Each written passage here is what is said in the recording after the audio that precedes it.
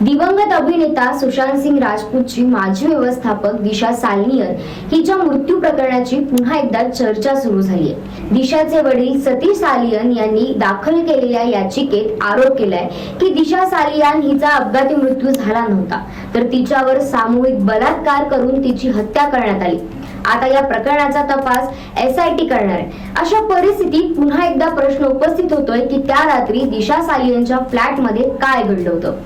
पोलिसांनंतर CBIच्या पथकाने या प्रकरणाचा तपास घेतलाय। ही टीम सुशांत सिंग राजपूतच्या मृत्यू प्रकरणाचा तपास करत होती। यापूर्वी CBIने दिशाच्या प्रकरणात दिलेला तपास अहवाल कुटुंबियांनी योग्य असल्याचं मान्य केला होता।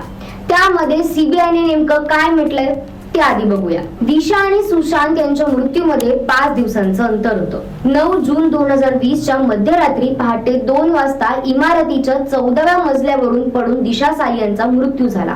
28 वर्षांची दिशा सालियन अभिनेता सुशांत सिंग राजपूतची माजी व्यवस्थापक होती। 5 दिवसानंतर 14 जून 2020 रोजी सुशांत सिंग राजपूत त्याच्या घरात मृत अवस्थेत आढळला होता। त्यावेळी या दोघांच्याही मृत्यूबद्दल सर्व वेगवेगळ्या चर्चा झाल्या। या घटनेच्या 2 दिवसांनी म्हणजेच 11 जूनला दिशाच्या मृतदेहाचं पोस्टमॉर्टम करण्यात आलं होतं। बोरीवली पोस्टमॉर्टम सेंटरमध्ये दिशाच्या शवविच्छेदानंतर 2 दिवसांचा विलंब का झाला असाही प्रश्न उपस्थित करण्यात आला।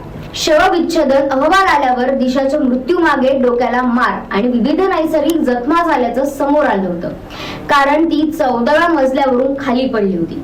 त्यामुळे दिशाला अनेक दुखापती झाल्या होत्या। दिशा सालियनवर कोणत्याही प्रकारचा शारीरिक हल्ला झालेला नाहीये। 14व्या मजल्यावरून पडल्यामुळे झालेल्या अनेक दुखापतींचा उल्लेख अहवालात आहे।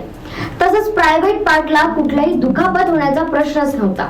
पण त्यावेळी दिशाच्या मृत्यूमागे सोशल मीडियावरील चर्चा सुरू होत्या। दिशाच्या मृत्यूचा सुशांतच्या मृत्यूशी थेट संबंध होता असंही म्हटलं जात होतं। आता त्या रात्री नेमकं काय घडलं हे CBIने सांगितलंच आहे।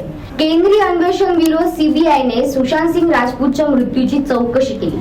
CBIच्या टीमने दिशा सालियनच्या मृत्यूचाही तपास केला होता। CBI टीमने दिशाची हत्या झाली नसल्याचा दावा केला।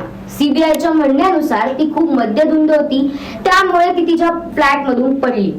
8 आणि 9 जून 2020च्या रात्री दिशाने तिच्या फ्लॅटमध्ये वाढदिवसाची पार्टी आयोजित केली होती।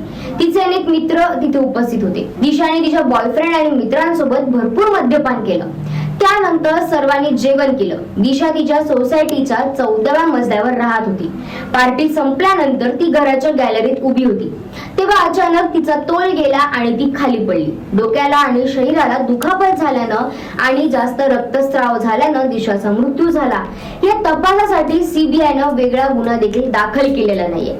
आता या सगळ्या मुद्द्यावर तुम्हाला काय वाटतं? तुमचं मत नक्की कमेंट करा आणि जर हा व्हिडिओ आवडला असेल तर मराठी मंडळीला फॉलो, सबस्क्राईब आणि शेअर करायला विसरू नका। धन्यवाद।